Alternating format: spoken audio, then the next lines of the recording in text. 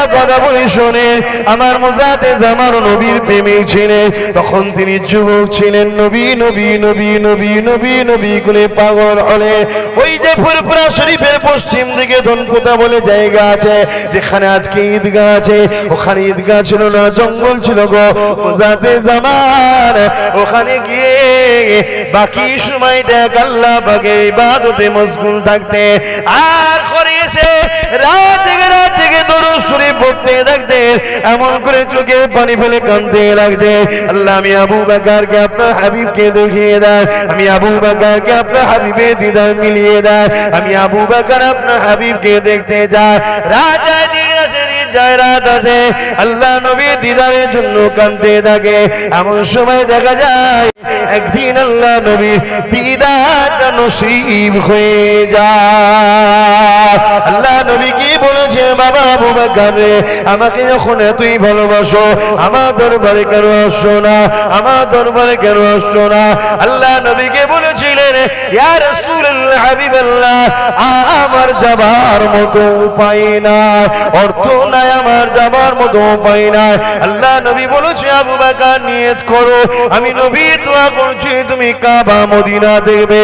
অনেক বড় কথা, সেই বছর নিয়ত করেছিলেন, নবী আমার বলেছিলেন কাবা মদিনা দেখবে। আবু বকর সিদ্দিক প্রথম কাবা শরীফে গেলে, আল্লাহ কাবা তওয়াফ করলে, সাফা মারওয়া সাই করলে, মিনা মুজদালিফা আরাফাত করে নিয়ে আবার কাবা তওয়াফ করে নিয়ে সাফা মারওয়া সাই করে জমজমের পানি পান করে মাকাম ইব্রাহিমের নামাজ পড়ে নিয়ে হজের আর কানের কাজগুলোকে করে নিয়ে এবারে দিবানা আমার চলে যেতে লেগেছে মাসুকের দিকে, মদিনার দিকে যেতে লেগেছে।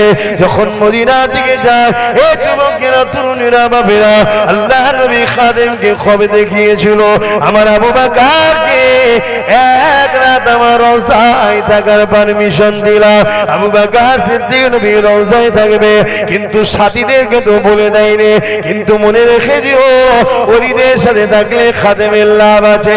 আমার সঙ্গে যারা এসেছে, যা নজরানা, যা খাদ্য আমার জন্য আছে, ওটা কিন্তু তারাও পাবে, তারাও বসবে।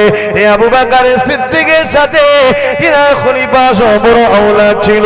গভীর রজনীতে আমার মুজাদ্দেদ জামান দুরুদের ওজিফায় পড়ে গেলেন। হঠাৎ রওজা মুবারকটা আলোয় আলোকিত হয়ে যায়। নবী আমার নূরের হাত নষ্ট মুবারককে বাদ করে দিয়ে আবু বকরকে বলেছিল, বাবা আবু বকর, হাতটা ধরে নাও বাবা, বায়াতটা আমি নবী তোমায় করিয়ে দিই। আল্লাহর কোরআন বায়াতের পক্ষে আছে, ইন্নাল্লাযীনা ইউবাইউনাকা ইন্নামা ইউবাইউনাল্লাহ ইয়াদুল্লাহি ফাওকা আইদিহিম। বায়াতের কোরআনে দলিল রয়েছে, এবং ইমাম হুসাইনের পক্ষ থেকে ইমাম মুসলিম হুজুর বায়াত নিয়েছিলেন।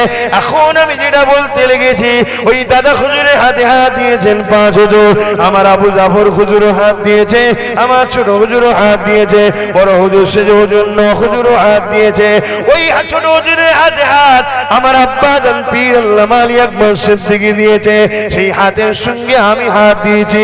এই যুবকেরা, যে হাতের সিলসিলাটা নবীর হাত পর্যন্ত চলে গেছে, ওই হাত যদি ধরতে পারো, ইনশাআল্লাহ বিশ্বাসে মিলাই বস্তু তর্কে বহুদূর, দুনিয়াও পাবে, আখিরাতেও নাজাত পাবে। বলো ইনশাআল্লাহ।